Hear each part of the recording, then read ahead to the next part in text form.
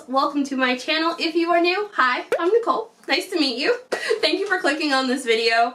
So today's video is for the November Polished Gamers box. The theme for November is Tomb Raider. The Polished Gamers box opens on November 15th on polishedgamersbox.com.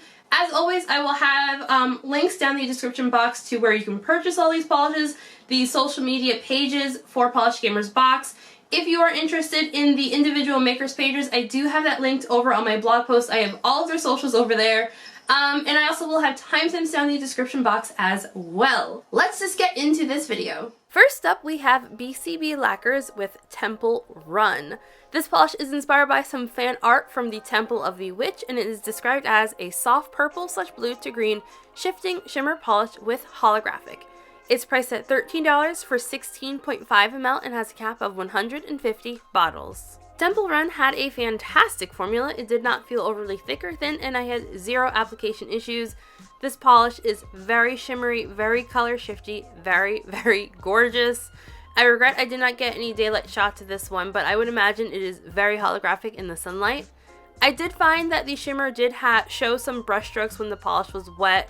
Most of those brush strokes disappear as the polish dries. In person, I was seeing the described colors. I would imagine this polish is going to be a 2 to 3 coater depending on thickness in coats. I had one nail that was actually good in 2 coats, but the other nails definitely needed that 3rd coat. Nothing in here will dry down textured or be difficult to remove. Next up, we have Color Spectrum Polish with Desolate World. This one was inspired by some cover art, and it is described as an ivy green to gunmetal base with a gold to purple metallic flaky, purple to green to pink to gold shifting iridescent flakies, and holographic. It's priced at $12 for 13 ml and has a cap of 75 bottles. Desolate World had a wonderful formula. It did not feel overly thick or thin. I did find that the polish did run down the stem of the brush a little bit, but nothing that made application difficult. This polish is extremely holographic and very color shifty. The flakes all spread very evenly and easily as well. This one is going to be sheer enough that it could definitely be used as a topper. If you are wearing this polish on its own, I would recommend wearing it in 3 coats to get the most color opacity. I found it was still just a tiny bit sheer in 2 coats, but as you're seeing here, in 3 coats, it looks absolutely gorgeous. So the flakies in this all spread very evenly and easily. Nothing in here is going to dry down textured. This polish does dry down just a little bit dull, so you will definitely want top coat for a nice glossy shine. And look at that, it looks amazing in sunlight. That is Desolate Worlds in 3 coats plus top coat. Nothing in here dry down textured, nothing will be difficult to remove, and I did not experience any staining. And now we have MTK Design with What a Wonderful World. This one is inspired by Shadow of the Tomb Raider and Boss scenery, and it is described as a berry jelly base with iridescent flakes, multichrome flakes, shimmers and sparkles shifting from pink to copper to gold to green. It's priced at $12 for 15 ml and has no cap. This polish had a fantastic jelly formula. This one has a ton of flakies in it, but it did not feel thick at all. It was very easy to apply. I did find that since this one is a jelly, you're going to want to build it up for the most opacity. I also found that in 3 coats, it wasn't quite exactly the color that I was seeing in the bottle. In the bottle, it did seem a little bit darker, but this still looked absolutely gorgeous on the nail. I did not have super obvious visible nail line. I feel like there was just a tiny hint of visible nail line, but it wasn't like super obvious. So nothing in here will dry down textured or be difficult to remove, and I did not experience any staining. And next up is My Indie Polish with So Beautiful. This one is inspired by when Tanya's son first saw Lara Croft in the game. This polish is described as a blackened bronze that turns to a bright red when warm, with an assortment of multicolor, color shifting flakies as well. It's priced at $13 for 15 ml and has no cap. So Beautiful had a really wonderful formula. It started changing on me right away. I found the warm state is like an orange leaning red, and the cold state is a very dark brown that will look black in some lighting. From what I was seeing in person, I was seeing 2 different types of flakies. I was seeing one really small, like a micro flake, that had a color shift in it from like a gold to green to blue, And then there was a larger one that seemed to be some type of UCC flaky. This polish looked really gorgeous. I was genuinely surprised at how much I like this one on the nail. In the bottle, I wasn't super impressed with it. So I think this one is going to be a solid 3-coater. I found in 2 coats it was still just a tiny bit sheer. Nothing in here will dry down textured or be difficult to remove, and I did not experience any staining. And now we have NeVerMind Apothecary with Crimson Fire. This polish is inspired by Crimson Fire from Shadow of the Tomb Raider, and this polish is described as a light gray acrylic base packed with red and black metallic flakes. It's priced at $13 for 15 ml and has a cap of 200 bottles. Crimson Fire had a fantastic Crelly formula. We all know NeVerMind Apothecary knows how to make a really good Crelly formula. So all the flakies in here spread out very evenly and easily. They are on the smaller side, so they won't dry down textured. However, I did notice that they are a little bit hungry for top coat, so I would recommend pairing this one for the glossiest finish with a glitter eating top coat. The gray base in this one is very light. I wouldn't say that it looks white in person, but it is very, very pale. Removal on this will not be overly difficult, but it will be pretty messy. As always, I recommend soaking off your polish for the easiest removal experience. Next up, we have Night Owl Lacquer with Temple of the Witch. This polish is inspired by the Temple of Witch expansion pack and is described as a jade Crelly base filled with a black to red multichrome micro flaky. It's priced at $12.40 for 15 ml and has no cap. Temple of the Witch had a fantastic formula. The Crelly base is a beautiful jade green. It has like this a tiny hint of grayness to it. This is just a beautiful, beautiful color. The flakies in this have that beautiful color shift that you see in the black to red multichrome pigments. So I think this one is likely going to be a 2 to 3 coater depending on your own personal preference. I found that the 3rd coat did add just a touch more opacity and deepen the color, but it was a very slight amount, to be perfectly honest.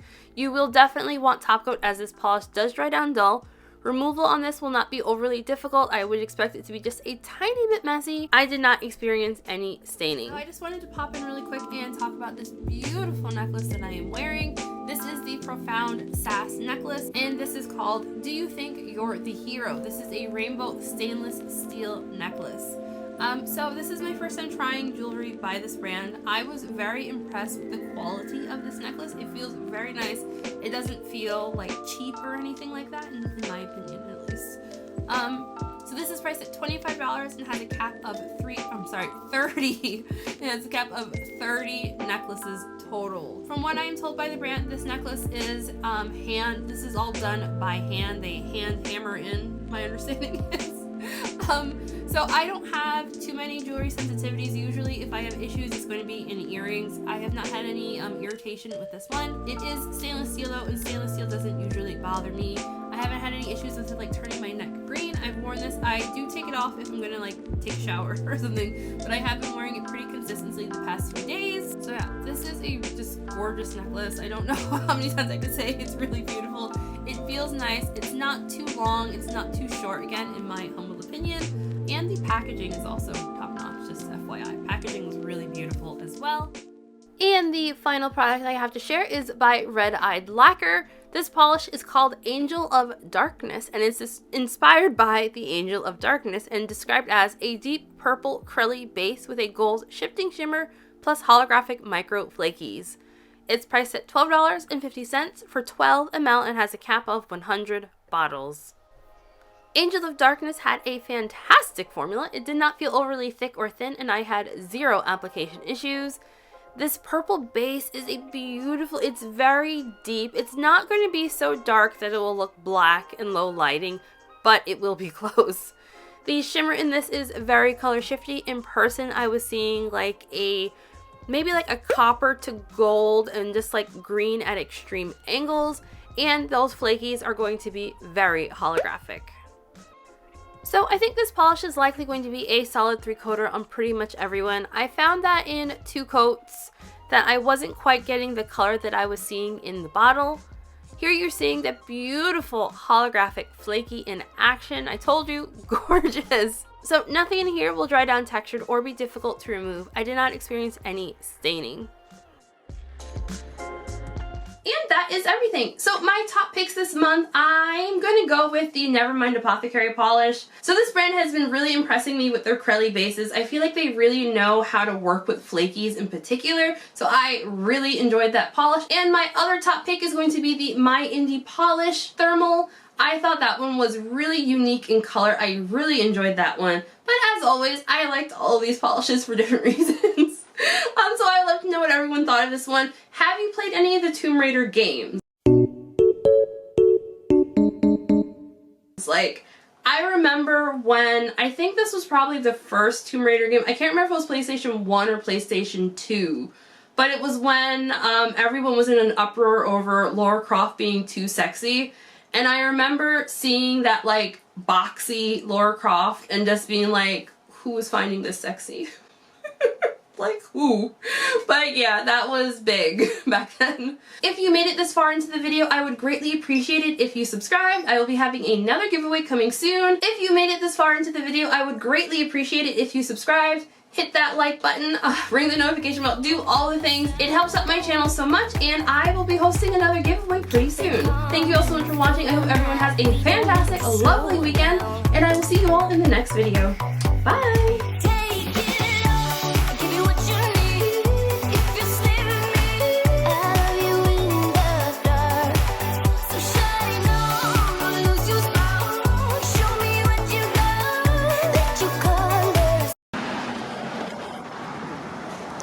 Let's have another photo shoot. Okay, you hold this. No. Okay then.